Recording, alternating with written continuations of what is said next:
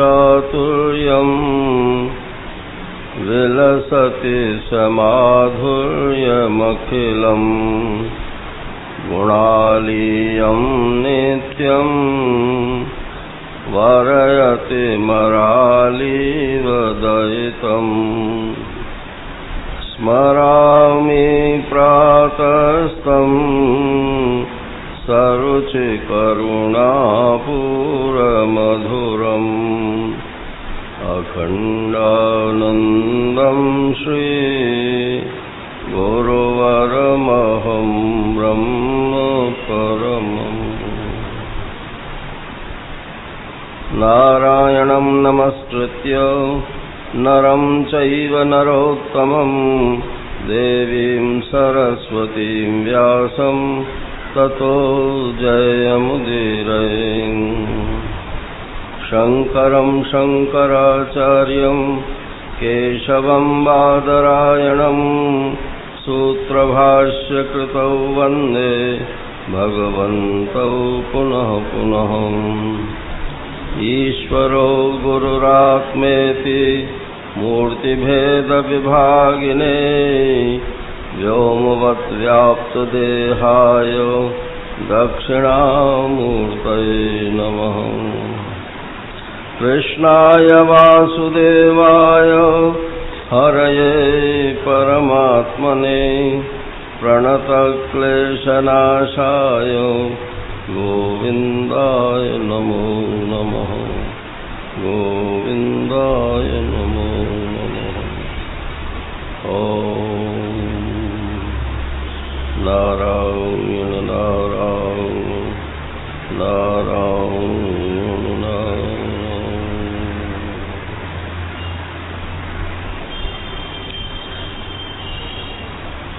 जैसा आप लोगों को विदित है, आज भगवान आद्य जगत गुरु शंकराचार्य महाराज की जयंती हम लोग मनाएंगे। गीता जी का भी थोड़ा कार्यक्रम होगा। तो इस संदर्भ में आज जो हमारे बीच उपस्थित हैं ब्रह्मचारिणी धर्मप्रिया जी, चिन्मय मिशन से संबंधित हैं, और ब्रह्मचारी अभिषेक चैतन्य जी, ये भी अपनी श्रद्धांजलि भगवान श्री शंकराचार्य के प्रति थोड़े थोड़े शब्दों में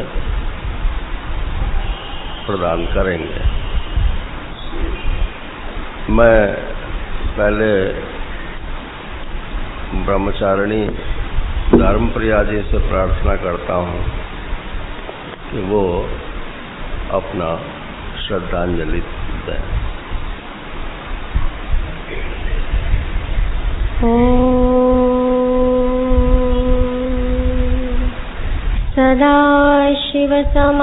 सदाशिवसमारम्भां शङ्कराचार्यमध्यमाम् अस्मदाचार्यपर्यन्तां वन्दे गुरुपरम्पराम् समस्तजनकल्याणे निरतं करुणामयं नमामि चिन्मयं देवं सद्गुरुं ब्रह्मविद्वरं सद्गुरुं ब्रह्मविद्वरम्।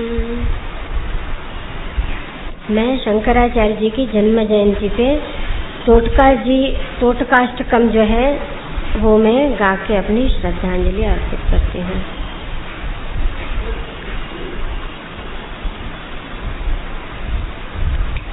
विदिताखिलशास्त्रसुधा जलधे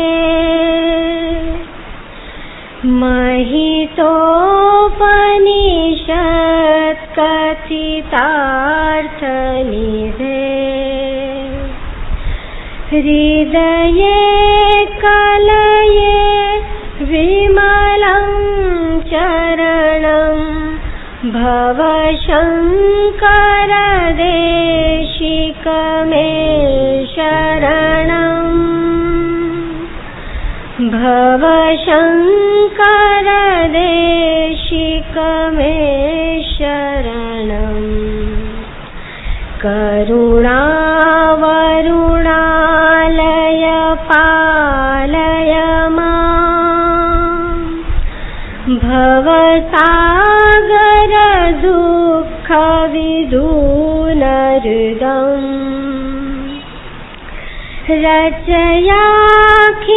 रचयाखिलदर्शन तत्त्वविदं भवशङ्कर देशिक मे शरणं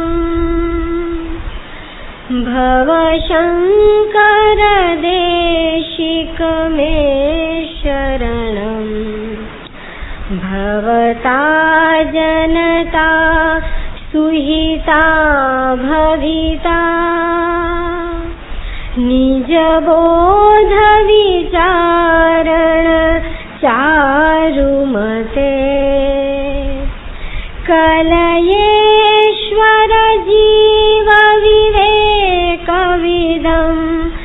भवशङ्कर देशिक मे शरणं भवशङ्कर देशिक मे शरणं भव एव भवानीति मे नितरां समजायत चेतसि कौतुकिता मम वारय मोहमहाजलधिं भवशङ्कर देशिक मे शरणं भवशङ्कर देशिक मे शरणं सुकृते धिकृते बहुधा भवतो भविता समदर्शन लालसता अतिदीनमिमं परिपालय मां भवशङ्कर देशिक मे शरणं भवशङ्कर देशिक मे शरणं जगतीमवितुं कलिता कृतयो विचरन्ति महामहसच्छलतः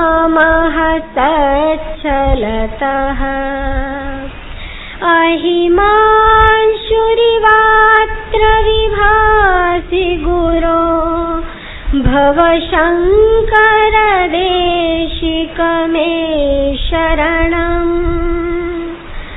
भवशङ्कर देशिक मे शरणं गुरुपुङ्गव पुङ्गवकेतनते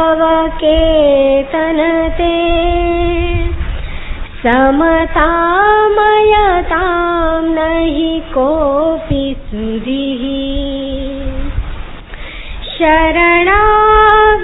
शरणागतवत्सल तत्त्वनिधे भवशङ्कर देशिक मे शरणं भवशङ्कर देशिक मे शरणं विदितान् मया विशदैककला न च किञ्चन काञ्चनमस्ति गुरो धृतमेव विधेहि कृपां सहजां भव शङ्कर देशिक मे शरणम् भव शङ्कर देशिक मे शरणम् भव शङ्कर देशिक मे शरणम् भव शङ्कर देशिक मे शरणम्। बोलिए श्री शंकराचार्य भगवान की जय। मैं खाली एक ही सेंटेंस में आपको बताऊंगी कि भगवान शंकराचार्य जी का हम हिंदुओं के जीवन में क्या महत्व है। जब शंकराचार्य जी का जन्म हुआ था 7वीं सदी में, तो कहते हैं कि उस समय में बौद्धिज्म का इतना प्रभाव था कि अगर शंकराचार्य जी नहीं आते तो आज हम सब बौद्ध होते। हाँ, तो हम सब हिंदू हैं तो हमें शंकराचार्य जी को जरूर मानना चाहिए, क्योंकि उन्होंने हमारी हिंदू वैदिक संप्रदाय को जो बचा के रखा, सनातन धर्म को, वो उनके। तो बस मैं इतना ही कहूंगी। हरिओम।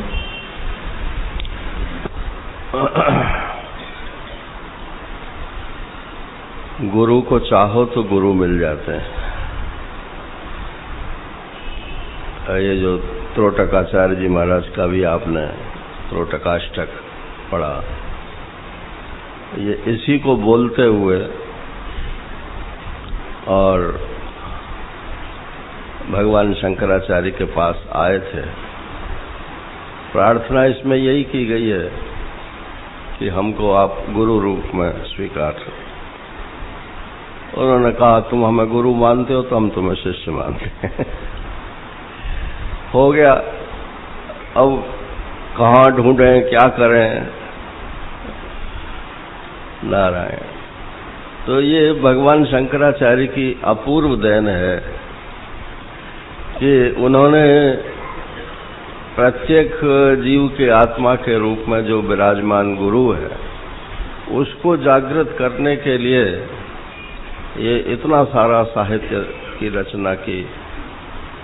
अब मैं श्री अभिषेक चैतन्य जी से प्रार्थना करता हूँ कि वो भी थोड़ी सी अपनी श्रद्धांजलि भगवान शंकराचार्य को भेंट करें।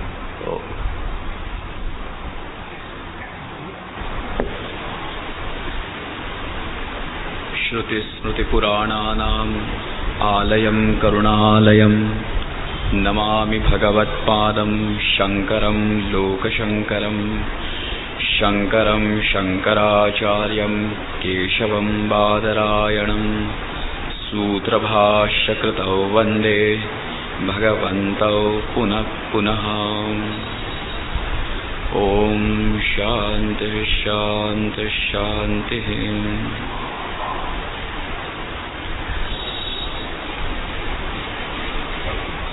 पूज्य स्वामी जी को दंडवत प्रणाम करते हुए तथा पूज्य ब्रह्मचारिणी जी को प्रणाम करते हुए आप सभी बांधवों के समक्ष कुछ विचारों को रखना चाहता हूं। ये पुण्य अवसर है कि आज हम भगवान शंकराचार्य जी का स्मरण कर रहे हैं। वास्तविक रूप से हम गए 15 दिनों से और आप लोग साल के सभी दिनों शंकराचार्य जी के विचारों को तथा अध्यात्म के विचारों को सत्संग के द्वारा यहाँ पे प्राप्त करते ही रहे हैं। ये आप लोगों का भी सौभाग्य है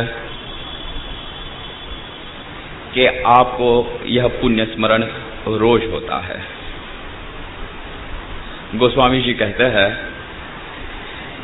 कि जिसको याद करके, जिसको देख के, जिसे पढ़ के, माने जिस ऐश्वर्य को, जिस साहित्य को देख पढ़ के जब चित्त गंगा की तरह निर्मल हो जाता है, वह साहित्य निश्चित ही कल्याणकारी है, वह ऐश्वर्य विभूति निश्चित ही कल्याणकारी है।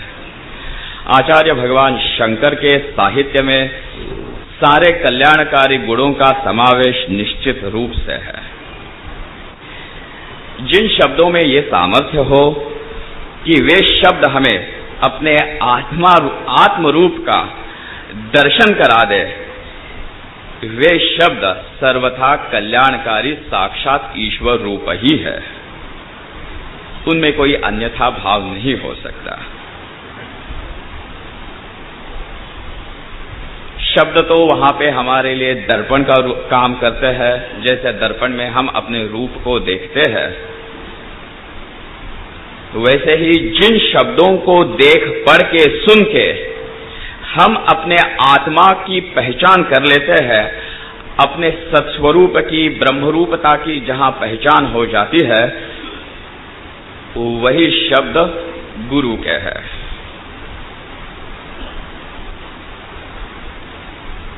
गुरु के शब्दों में यही सामर्थ्य है कि हमें अपने आत्मा का दर्शन करा करके समस्त दुखों से छुटकारा दे दे।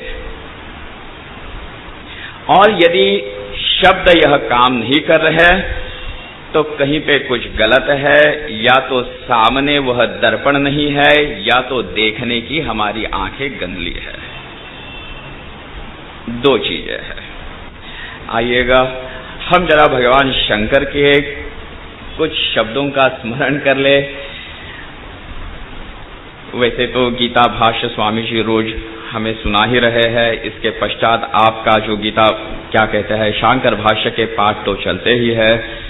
इसी मंच पे बैठ के आज इन विचारों को प्रस्तुत करने का मुझे जो अवसर मिला है, उसके लिए मैं अपने आप को जरूर ही धन्यभागी समझता हूँ।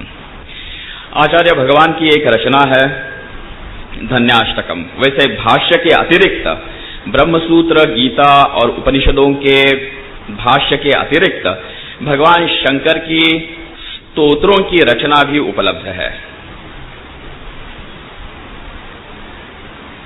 एक स्तोत्र है धन्याष्टकम, समय अपर्याप्त है, उसमें केवल एक ही श्लोक जो है अष्टक है, तो इस अष्टक में से एक श्लोक आपके सामने रखता हूं।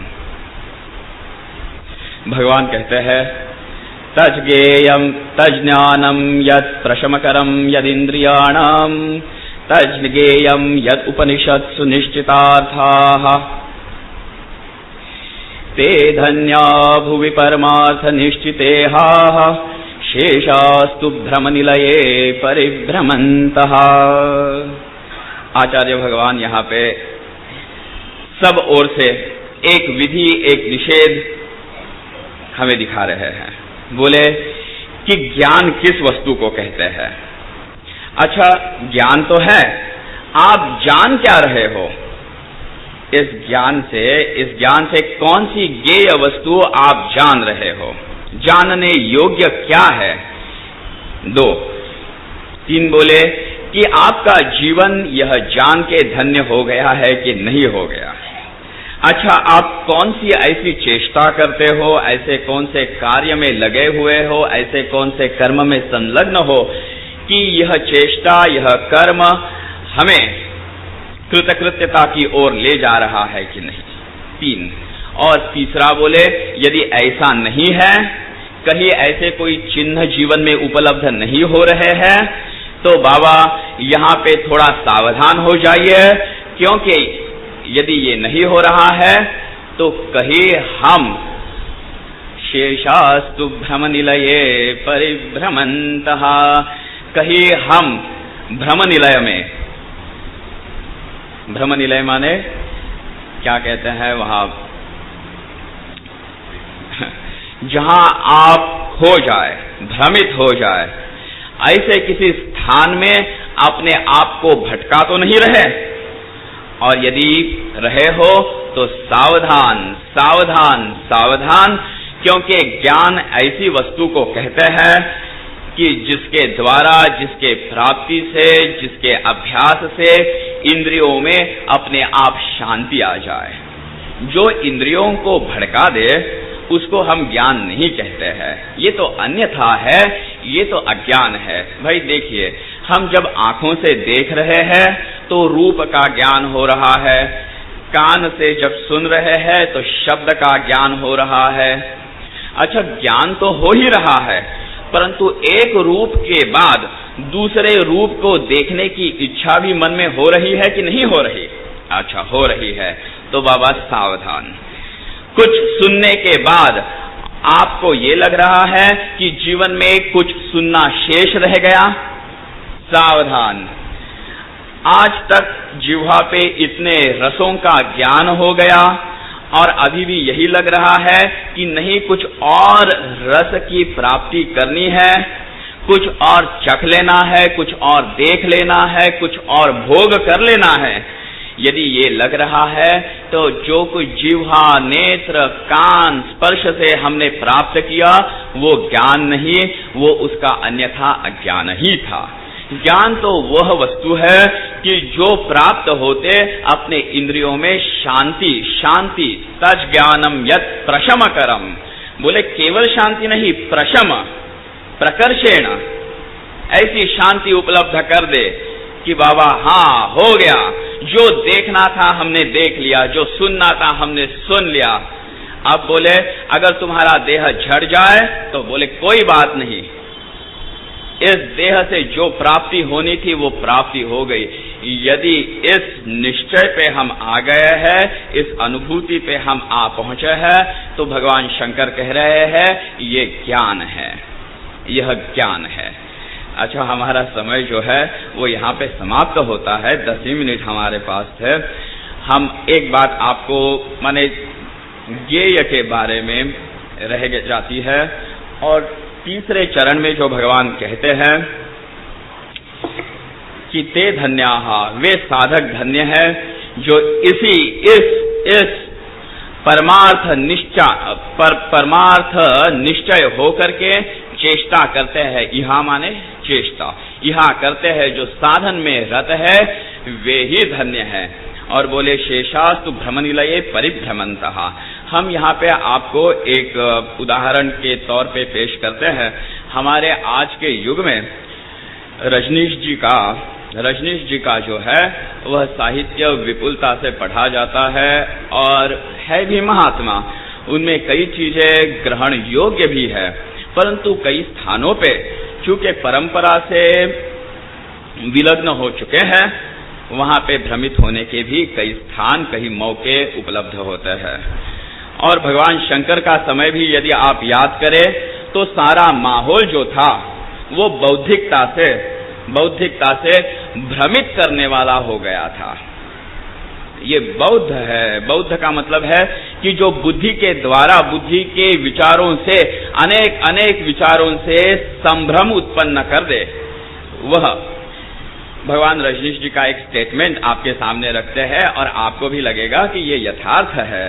परंतु जब हम गुरु परंपरा से प्राप्त होकर के इस पे विचार करते हैं तो इसकी त्रुटि भी तुरंत अपने सामने आ जाती है। वे कहते हैं कि परमात्मा अनंत है, इसमें कोई दो राय नहीं हो सकती। उपनिषद का भी कहना पूर्ण ही है, पूर्णमदः।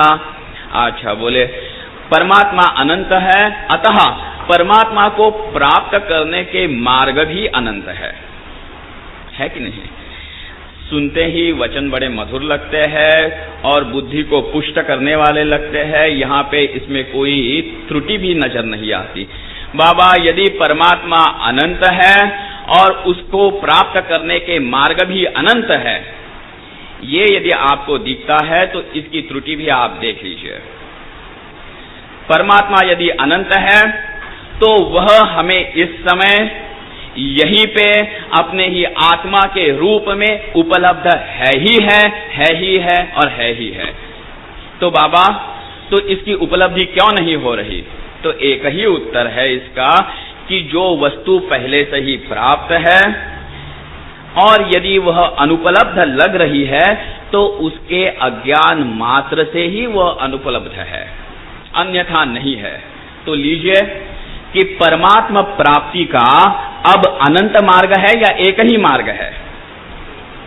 बोले जो वस्तु अज्ञान से अप्राप्त हो जाती है वह तो केवल ज्ञान मात्र से ही प्राप्त होती है।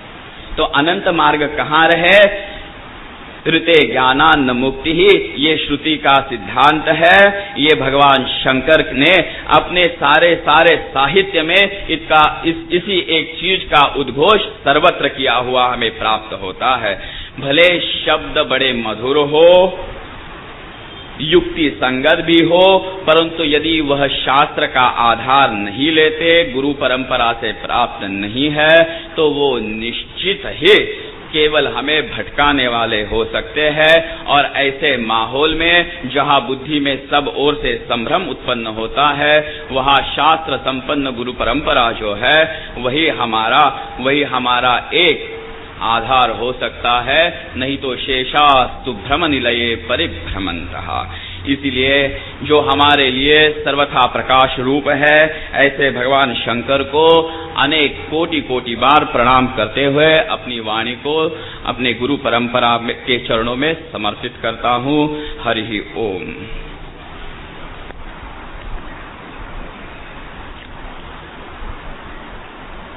जो प्रसंग चल रहा था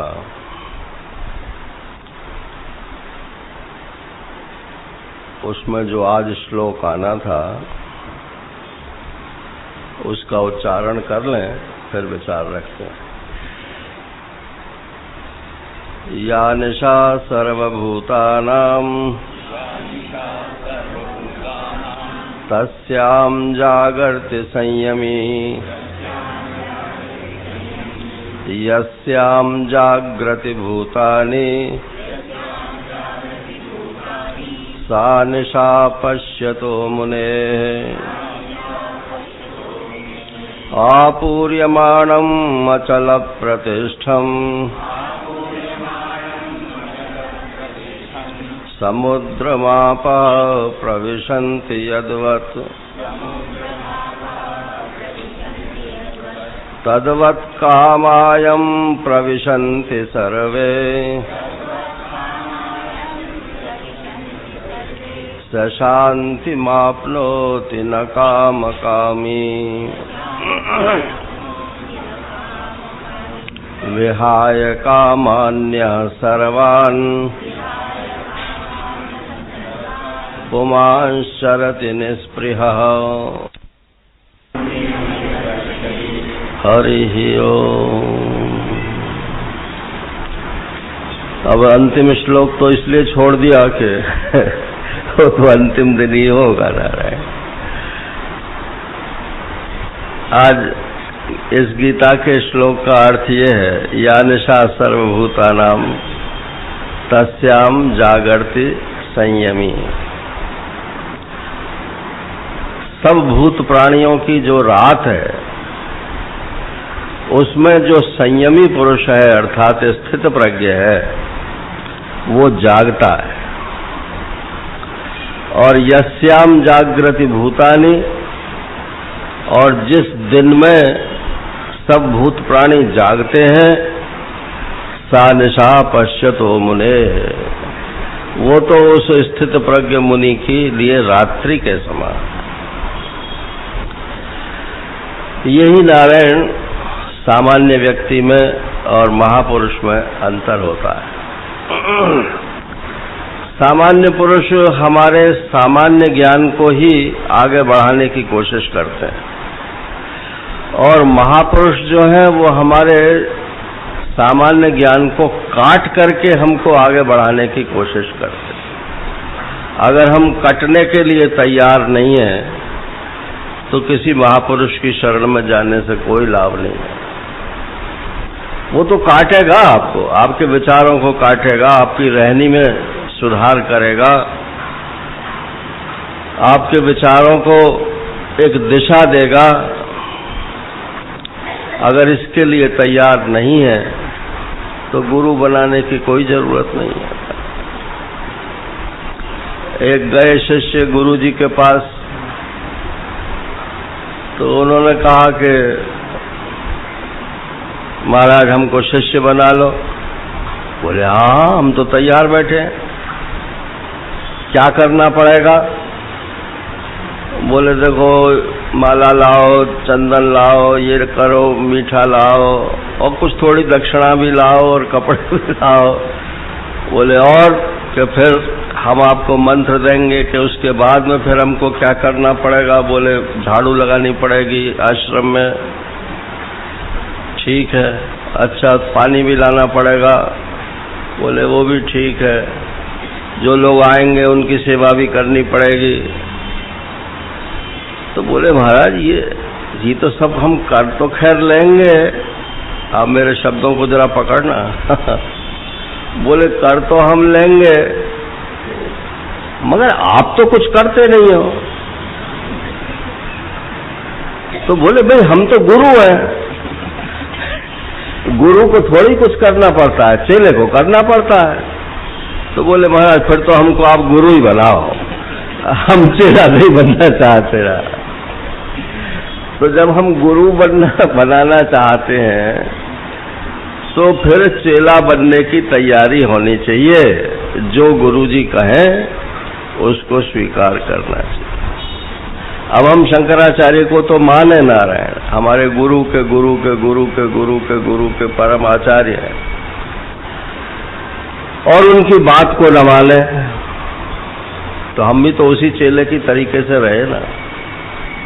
हम तो जब महाराज श्री के पास आए सबसे पहले तो हमने कहा कि महाराज शंकराचार्य की बात और तो सब ठीक लगती है, एक बात ठीक नहीं लगती है। बोले क्या?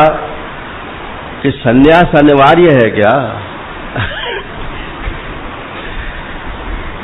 तो बोले फिर ठीक क्या लगता है ये बताओ। तो हमने कहा अद्वैत ठीक लगता है, उनका जो बुद्धि गम्य सिद्धांत है वो ठीक लगता है। अरे बोले जब तुम्हें साधन ही ठीक नहीं लगता है तो साध्य कैसे ठीक लगेगा? तुम आचार्य को भी मानो और आचार्य की साधन पद्धति को भी न मानो, ये नहीं चल सकता। ये तो बुद्धि का स्वातंत्र है, उच्छृंखलता है, स्वातंत्र नहीं कहना चाहिए, बुद्धि की उच्छृंखलता है। आपको नियम में बंधना पड़ेगा। गुरु और आचार्य ने जो रास्ता दिखलाया है, ये तो हो सकता है कि आप को कम उसमें समय लगे, जहां आप हैं उस पॉइंट को छोड़ने में आपको देर लग सकती है, लेकिन बिना छोड़े हुए तो आपकी गति नहीं है। आप गाड़ी में बैठ गए, बोले गाड़ी चल रही है कि नहीं चल रही है, क्या प्रमाण है? तो बोले जहां बैठे थे वो पॉइंट छूटा कि नहीं, यही प्रमाण है। जिस स्थान पर गाड़ी में बैठे थे अगर वो पॉइंट हमारा छूट गया, इसका मतलब है गाड़ी चल रही है। और 50 साल पहले भी जहां थे वहीं आज भी है, बुद्धि से भी है, शरीर से भी है, व्यवहार से भी है। तो क्या छूटा नारायण? कहीं नहीं चल रहे, चलने का भ्रम हो रहा है। तो सनातन धर्म माने होता है एक वो सनातन मार्ग जो सनातन वेद के द्वारा प्रतिपाद्य है।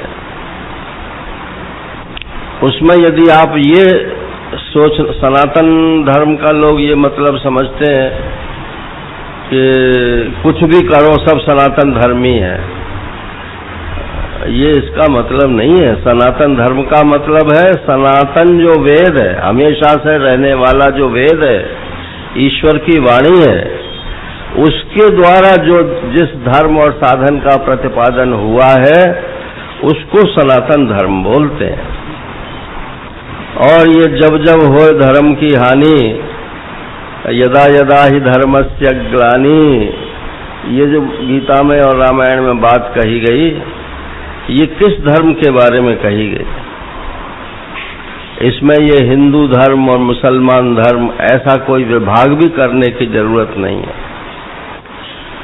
ये सब सनातन धर्म के ही अंग हैं, परंतु उन सब की कक्षा आपको स्थापित करनी पड़ेगी। अच्छा देखो, जो मूर्ति पूजा करता है वो सनातनी है कि नहीं?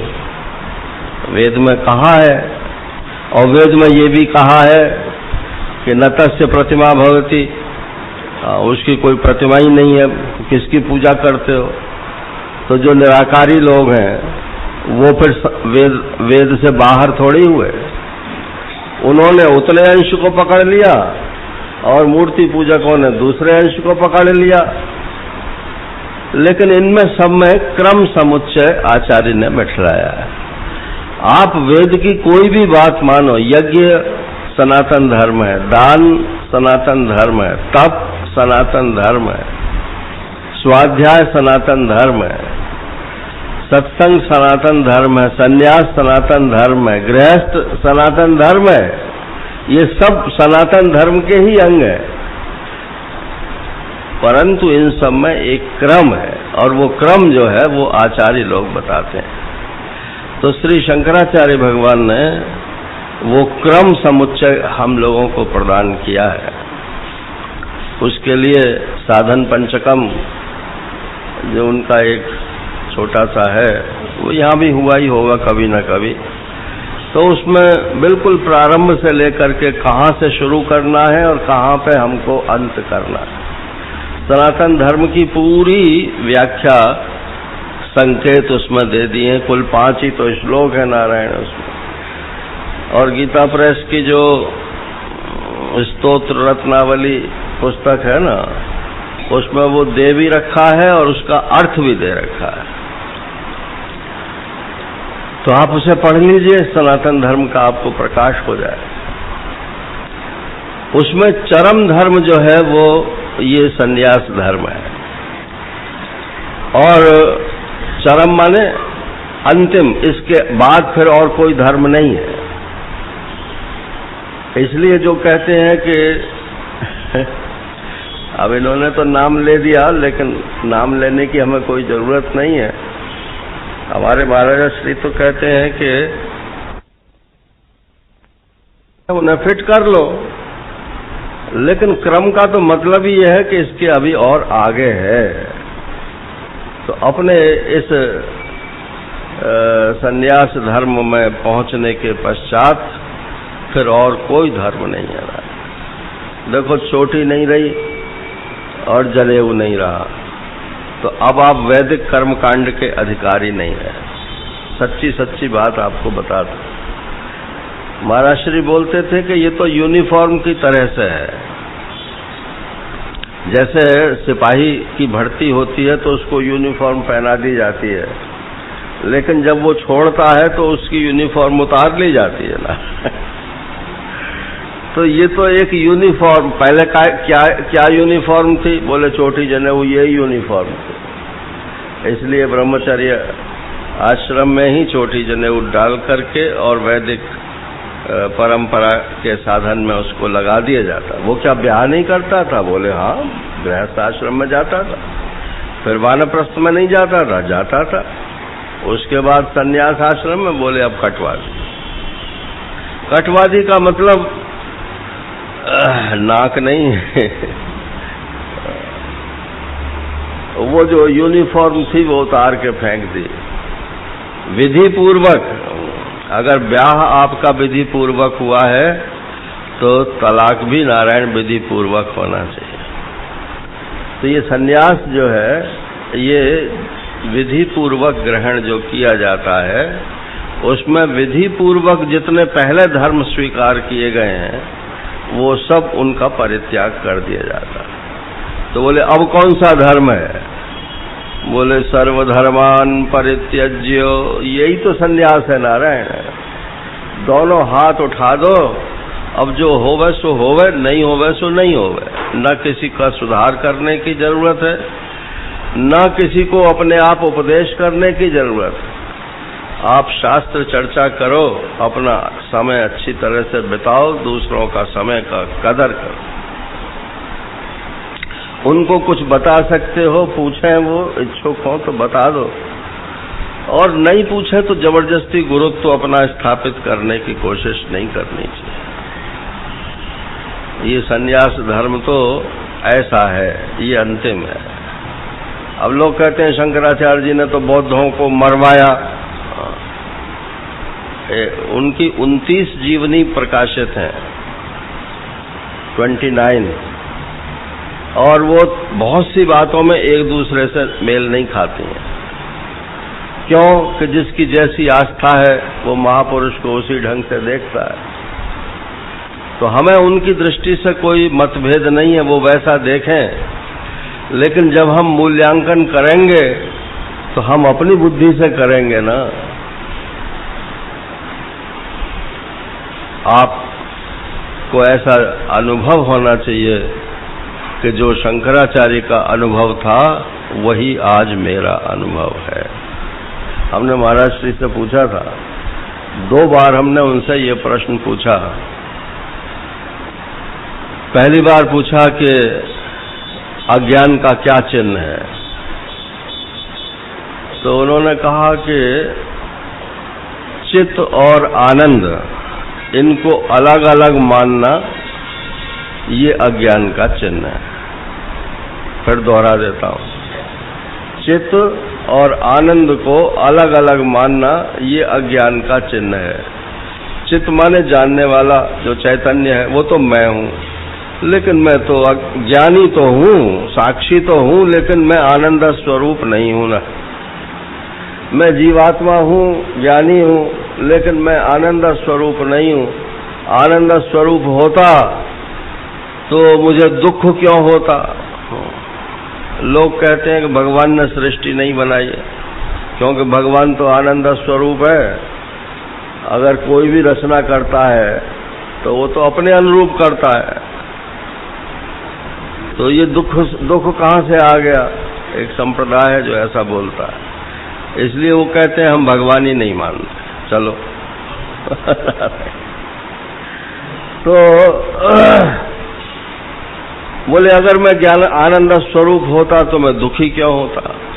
अरे दुखी तो तुम सपने में भी होते हो, और दुखी तो मूर्खता में भी होते हो। दुखी होने का कोई एक कारण थोड़ा ही है, अज्ञान मात्र ही दुखी होने का कारण है। तो मैं चित्त तो हूं, ज्ञान स्वरूप तो हूं, लेकिन आनंद स्वरूप नहीं हूं। ये अज्ञान का चिन्ह। ये उनका पहला उत्तर था जब मैंने पहली बार ये सवाल पूछा। फिर कई वर्षों के बाद फिर मैंने उनसे पूछा, मैंने कहा अज्ञान का क्या चिन्ह है तो वो मुस्कुरा गए। बोले कि जो ज्ञान नारायण को था, जो ज्ञान ब्रह्मा जी को था, जो ज्ञान वशिष्ठ आदि को था, और जो ज्ञान हमारे परमाचार्य को था, और जो ज्ञान हमारे गुरु जी को है, वही ज्ञान यदि मेरे पास मैं अनुभव नहीं करता हूं तो यही अज्ञान का चिन्ह है। तो ये शंकराचार्य की जयंती हो चाहे किसी की जयंती हो, उनका जो अनुभव है वो हमारा अनुभव बन जाए, नारायण, बस यही उनकी जयंती मनाने का मुख्य लक्ष्य होता है। जयंती माने 2500 बरस पहले या 1200 बरस पहले कोई आदमी पैदा हुआ था, अब उसकी हम जयंती मना रहे हैं। जयंती माने ये भीतर शंकर रूप जो आत्मा है, शिव स्वरूप, वो उसकी ब्रह्म, उसकी वो वृत्ति में आपके में उदय हो रहा है या नहीं हो रहा है, तब तो जयंती मन गई नारायण। नहीं तो हर साल मनाते हैं, बहुत जगह मनाते हैं, और सबकी मनाते हैं, कोई एक की थोड़ी मनाते हैं। आज उसकी जयंती, आज उसकी जयंती, आज उसकी। और नेता लोग कहते हैं आप उसका अनुकरण कीजिए, आप उसका अनुकरण कीजिए, माने पिछलग्गू ही बने रहो, बस यही तो मतलब हुआ ना। अनुकरण माने क्या होता है, पीछे पीछे चलो। जो ज्ञान आपको स्वातंत्र प्रदान नहीं करता वो ज्ञान ज्ञान नहीं है ना।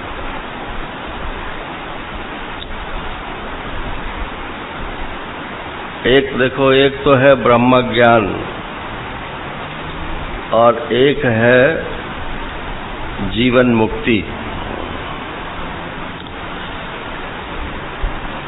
तो हमारे एक शंकराचार्य जो वर्तमान में स्वामी निश्चलानंद जी महाराज, वो एक वाक्य बोलते हैं, बहुत अच्छा लगता है हमें। वो कहते हैं ब्रह्म ज्ञान माने ब्रह्म जैसा है वैसा बुद्धि में जानना।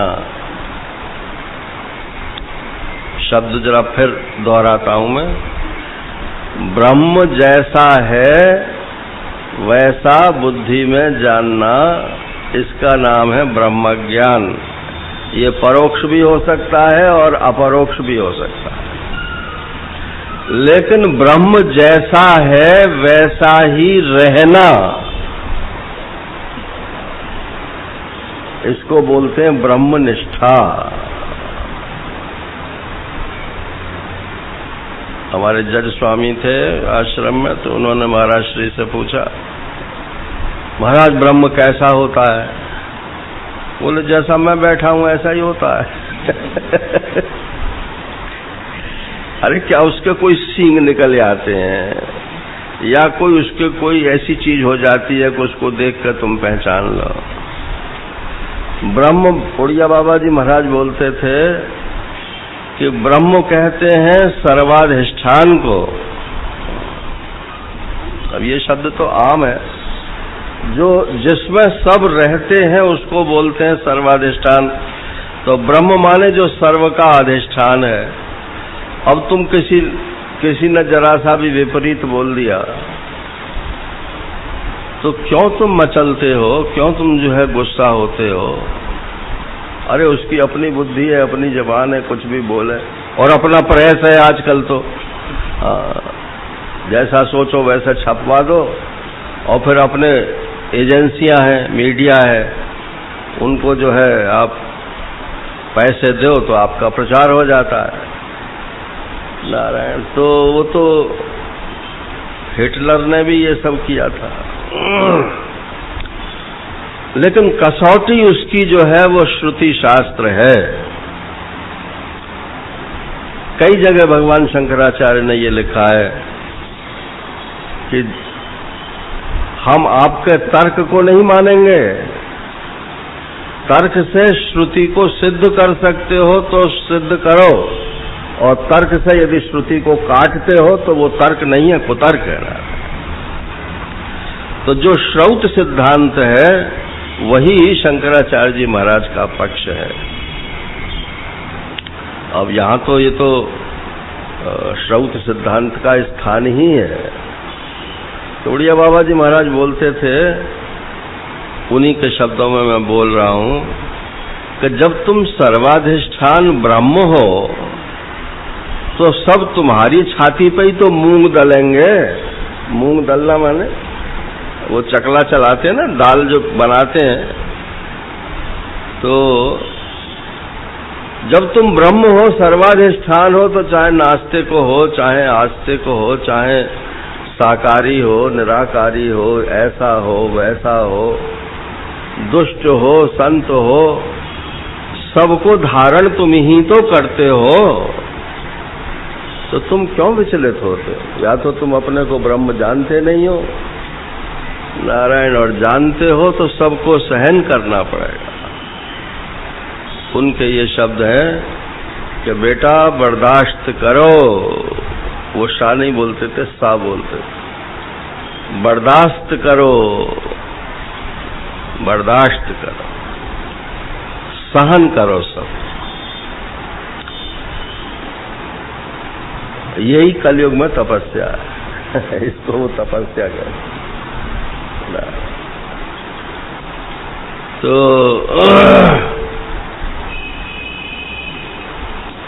उन्होंने भगवान शंकराचार्य का जो जीवन है वो कोई 10-5 मिनट में बात कहने की नहीं है।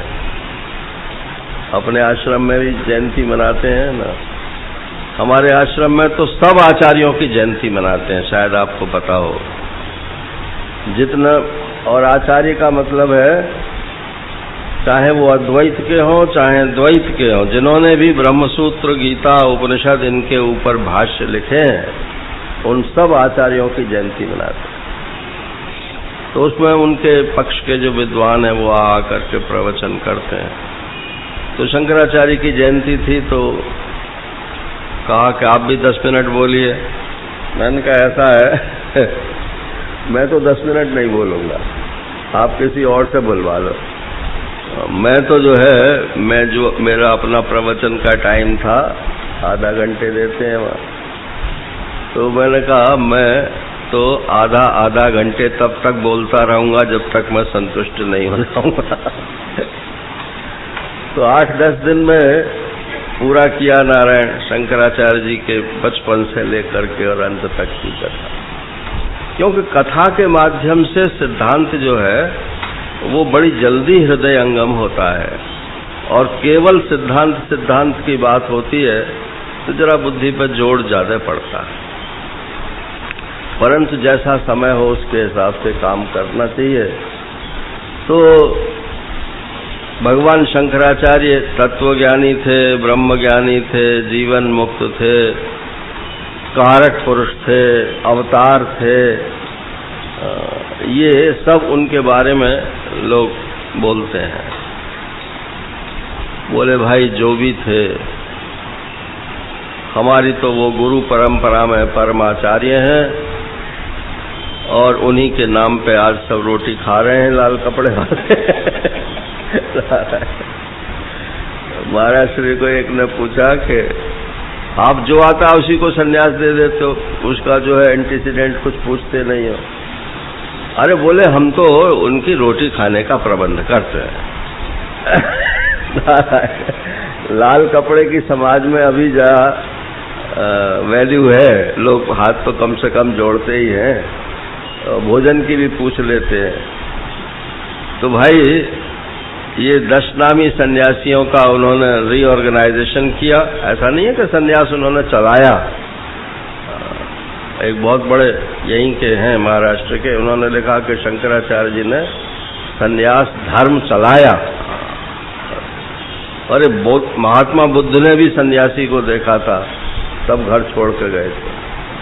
ये तो आदिकालीन वैदिक परंपरा के अंतर्गत है, इसको कोई नहीं चलाता है। आपके हाथ पे अग्नि रखी हुई हो तो आप क्या पंचायत करते हो कि क्यों जी हम इस अग्नि को फेंक दें? तो आप तो तुरंत पहले फेंक देते हो तब कुछ करते हो। तो जिसको संसार के भोगों से वैराग्य हो गया है नारायण, और जो इस सनातन धर्म की परंपरा से अवगत है, वो किसी की पंचायत नहीं करता है कि मैं छोड़ूं कि ना छोड़ूं, संन्यास लूं कि ना लूं। और सोचते ही सोचते मर जाते हैं नारायण, और कुछ भी नहीं होता। तो भगवान शंकराचार्य के श्री चरणों में बारंबार कोटि कोटि नमन, प्रणाम, दंडवत प्रणाम। और अपने महाराज श्री कहते थे कि हमारा रोम रोम शंकर है।